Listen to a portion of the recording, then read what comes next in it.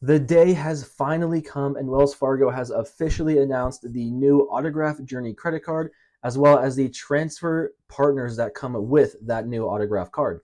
So let's go ahead and take a look at this new Autograph Journey and see what the benefits and credits include, as well as those multipliers.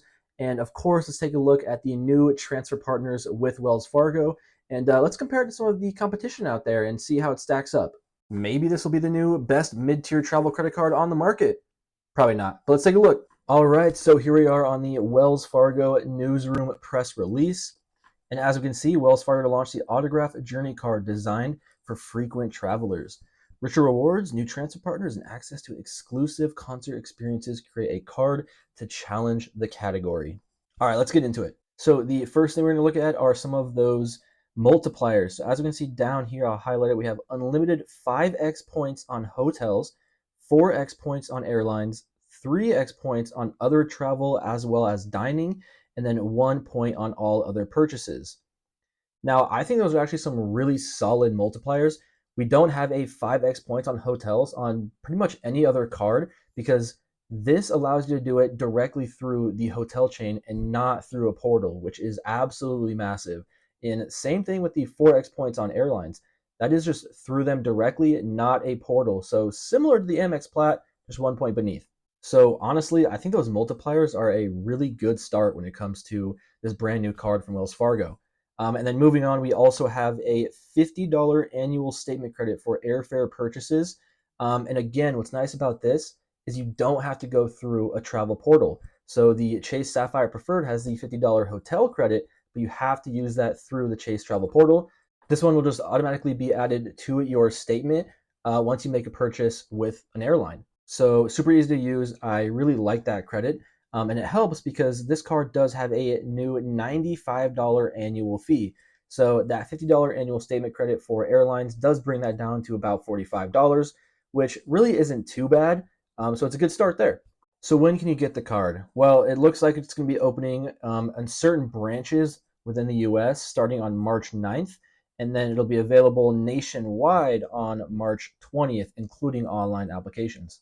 All right, so moving down, we can see they actually did spell out the benefits here. And so starting with that welcome bonus, it's going to be 60,000 bonus points after spending $4,000 in the first 3 months. That's pretty standard. I mean, the Chase Sapphire Preferred, the City Premier, they all have pretty similar sign-up bonuses. I was hoping to have like an elevated sign-up bonus for this card because it's brand new. Maybe they'll introduce it when it actually releases on March 20th. I don't know. We'll have to wait and see. But yeah, I was kind of hoping for like a 75,000, maybe even 80,000 point bonus. We'll just have to wait and see. But nonetheless, 60,000 points is still pretty good. Then moving on, we have the multipliers, which, like I said, I think is actually really good for a $95 fee card. I think that's pretty outstanding. Then we have the $50 annual statement credit. Already talked about that. This card does have no foreign transaction fees, which again, that's solid. Because another thing about these multipliers is I believe they can be used globally. It's not just within the US, such as the Amex Gold, where the US supermarkets, like I said, that's only within the US. This can be anywhere. So no foreign transaction fees, and the dining, travel, whatever it may be, is all international. Then right below that, we can see that there are some travel protection benefits. So this includes trip cancellation, which allows you to get reimbursed up to $15,000 for lodging, flights, and activities if the trip is canceled for a covered reason. Now, that is pretty good, but I believe based off what I was reading, this does not include trip delay coverage. So it is missing just that one benefit, which might not be a huge deal for some of you, but say you get delayed overnight, they will not reimburse you for a hotel stay or any food, transportation, that sort of thing. So keep that in mind. Okay, now moving on to the big boy reason that we're all super excited for. We have the new points transfer, as Wells Fargo is calling it. And so, as you can read here, this is for all points-based Wells Fargo branded credit cards, including the Autograph and Autograph Journey. So not only is this on the new Autograph Journey, but also the OG Autograph card that has no annual fee. You can also transfer those points out to the same transfer partners, which I think is huge, honestly. I mean, no other card out there you can transfer points to with no annual fee besides like the Bilt MasterCard, and that's pretty much it. But in my opinion, this has better point multipliers than the Bilt card. Obviously, Bilt has rent, which is phenomenal, but 5x points on hotels and 4x points on airlines, and then 3x points on all travel and dining. I mean, that's outstanding. Okay, so now with those points, who can you transfer those points out to? Well, point transfer goes live on April 4th, and the initial launch partners include Choice Privileges, Air France KLM Flying Blue, Avianca Life Miles, British Airways Executive Club, Air Club, and Iberia Plus. And so the British Airways and Iberia Plus, I mean, those are all Avio, same thing with Air Club and whatnot. So I wouldn't really consider those different transfer partners because like you can transfer it to British Airways and then from there just move it to any of the other Avios partners. But still, it's not a terrible start. To be completely honest, I was expecting more to be included, at least on the launch. Now, they did say right afterwards, more partners will continue to be added throughout the year. So that is huge. I believe the Bilt MasterCard was the same way. They started with a certain amount and then added more as time went on. So we'll have to see what's added in the future. I just was kind of expecting a little more. I mean, maybe one more hotel partner. And I was thinking at least two or three more airline partners. But I mean, all things considered, it's not a bad start. Avianca is pretty huge. And then, British Airways or Avios in general is a common one. Same thing with Flying Blue. I'm kind of surprised they're missing Air Canada on here. I imagine that's going to be added soon. But a lot of us were really hoping for one of these special partners, such as American Airlines or Hyatt, as that's really one of the big partners that a lot of people were looking for. And that's what would separate this card from the others, because a lot of these partners you can find on other cards. And so this kind of like matches with Avianca and whatnot with City. So, side note there. But yeah, I was really looking forward to see if there was a Hyatt or American partner, but we'll just have to wait and see if that gets added in the future. And then as a little bonus, there is the autograph card exclusive. So it's just kind of like the entertainment factor that pretty much every other bank has as well, where you can find exclusive entertainment events such as concerts and whatnot. So nothing too crazy there. So that pretty much covers the new autograph journey Wells Fargo Visa card. I did open up the terms and conditions here, and there's a few other things I wanted to point out that some people may miss. Let's see where it is. So right here we have the credit limit is $2,000 at a minimum.